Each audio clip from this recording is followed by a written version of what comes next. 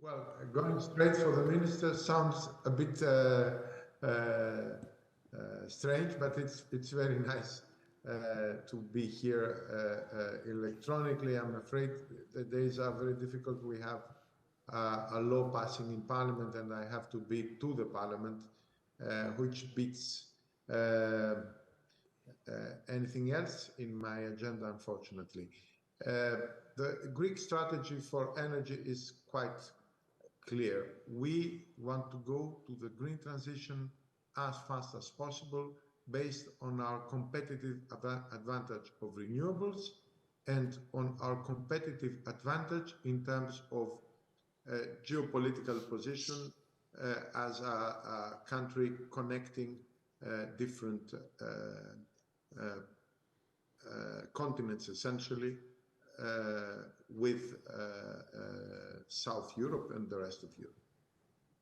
And I mean, presumably any strategy involves both a carrot and a stick. What is the carrot? What is the incentive?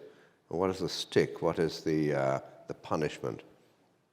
Well, the carrot for us is the fact that we are very competitive in terms of wind and solar.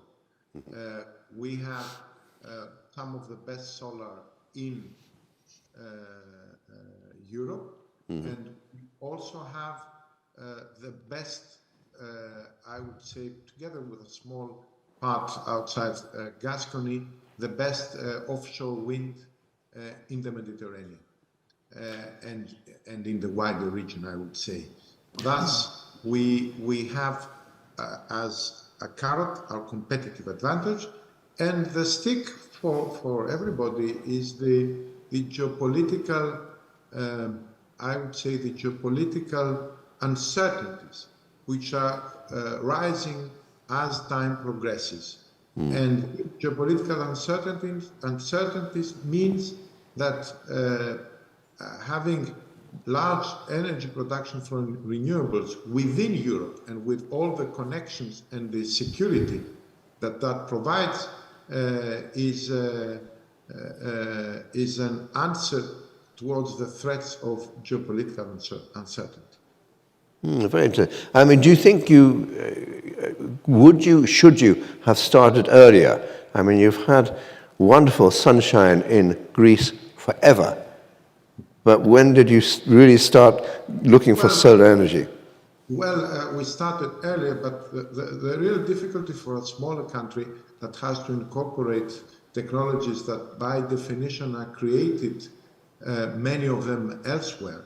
And there was a previous discussion that I was in terms of how can a small country compete in an era of fast innovation, is that you cannot have within your industries the competitive advantages to develop early and take advantage of early development.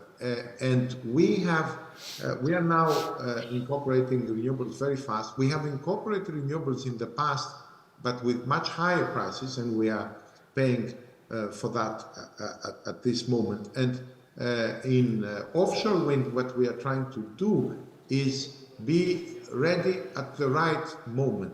There is a sweet spot for a smaller country to enter massively the market, and also it has to decide on what technology it will invest in terms of local supply chain, because you cannot have a local supply chain if you're a small country in 10 different technologies. You can't have both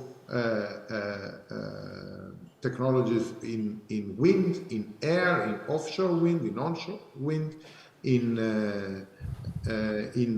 solar, in storage. This is not possible. Yeah. So you have to make a decision based on your competitive advantage, what technologies you are going to be in early to build also a supply chain, and what technologies you are going to be a bit later when they are very competitive, thus to maximize your transition, the benefits for the national economy of your transition.